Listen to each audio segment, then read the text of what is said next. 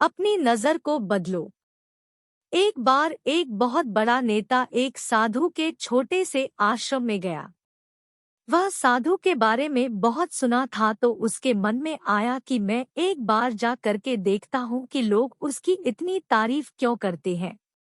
जब वह उस आश्रम में गया तो वहाँ पर एक छोटा सा कमरा था जहाँ पर एक कालीन बिछा हुआ था। वहाँ पर कुछ लोग नीचे बैठे हुए थे और साधु जी सामने बैठे हुए थे, कुछ सवाल जवाब चल रहा था।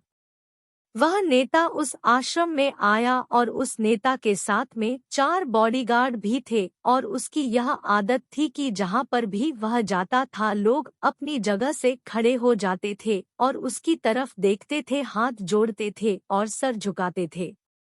लेकिन यहाँ पर ऐसा कुछ भी नहीं हुआ। साधु व्यस्त होने के कारण उसकी तरफ देखा तक नहीं। तभी नेता को लगा कि यह मेरी बेइज्जती है और वह इस बात से गुस्सा हो गया।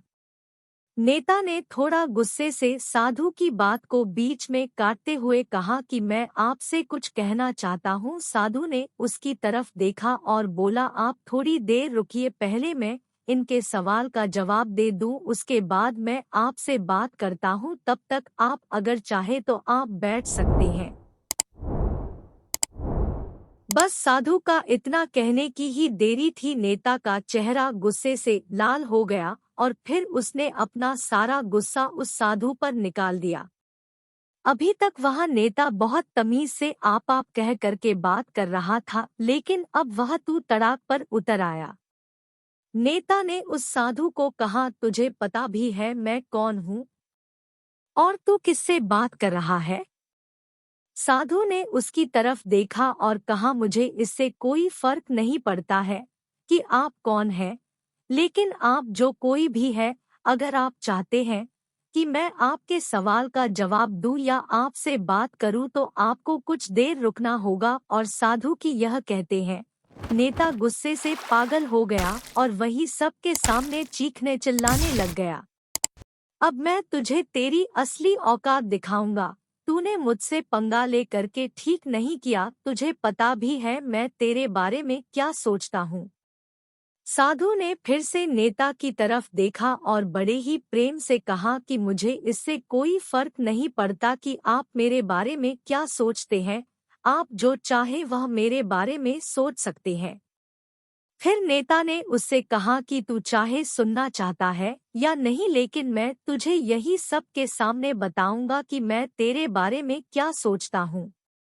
तू कोई साधु नहीं है, तू एक बहुत ही घटिया इंसान है, तू एक ढोंगी है, पाखंडी है और यहाँ पर जितने भी लोग बैठे हैं उन सबको बेवकूफ बना रहा है। तेरा बस एक ही मकसद है, इन लोगों की जेब में जितना भी पैसा है वह सब तेरे पास में आ जाए।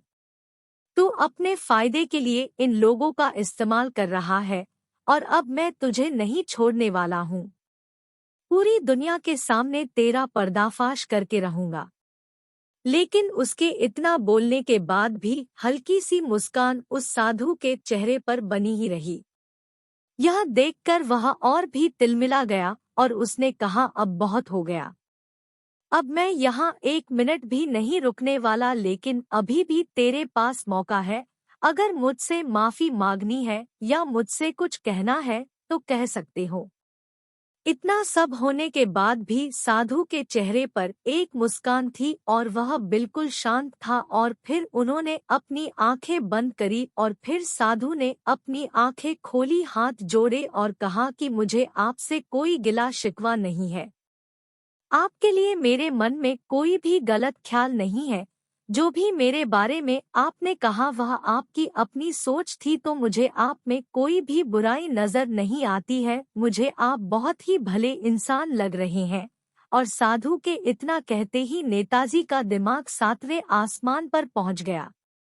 उसके चेहरे पर एक अजीब सी खुशी थी, क्योंकि उस साधु ने वही कहा जो बाकी सब लोग उस नेता को कहते हैं। और वह खुशी खुशी उस आश्रम से अपने घर की तरफ चला गया और जा करके अपने पिताजी के साथ में बैठ गया। उसके पिताजी ध्यान में थे। उन्होंने पूरी जिंदगी सिर्फ लोगों की सेवा करी और बदले में कुछ भी उम्मीद नहीं किया। तो थोड़ी देर बाद जब उन्होंने अपनी आंखें खोली और देखा अपने बेटे को अपने साथ बैठे हुए, तो उनके बेटे के चेहरे पर आज एक अजीब सी खुशी थी जो आज से पहले उन्होंने कभी नहीं देखी थी। फिर उसने एक एक करके सब कुछ बताया कि आज क्या हुआ, किस तरह से वह आश्रम गया और वहां पर क्या हुआ, उसने क्या कहा और साधु जी ने क्या कहा। जब उसके पिताजी ने पूरी बात सुनी तो थोड़ा सा मुस्कुराए और अपने बेटे को देख करके बोले कि उन्होंने तुम्हारी तारीफ नहीं करी, क्योंकि उन्होंने वह नहीं कहा कि जो तुम हो, उन्होंने वह कहा कि जो वह खुद है। और तुमने जो भी कुछ उनको कहा वो नहीं कहा कि जो वो है, बल्कि तुमने वह कहा जो तुम खुद हो। यही बात वेदों में भी कही गई है, यथा दृष्टि तथा सृष्टि। यह दुनिया तुम्हें वैसी नहीं दिखती जैसी यह दुनिया है, यह दुनिया वैसी दिखती है तुम्हें जैसे तुम खुद हो। जिसकी नज़र जैसी है उसके लिए यह दुनिया वैसी ही है। तो अगर तुम अपनी दुनिया को बदलना चाहते हो तो उसका सिर्फ एक तरीका है, अपनी नज़र को बदलो।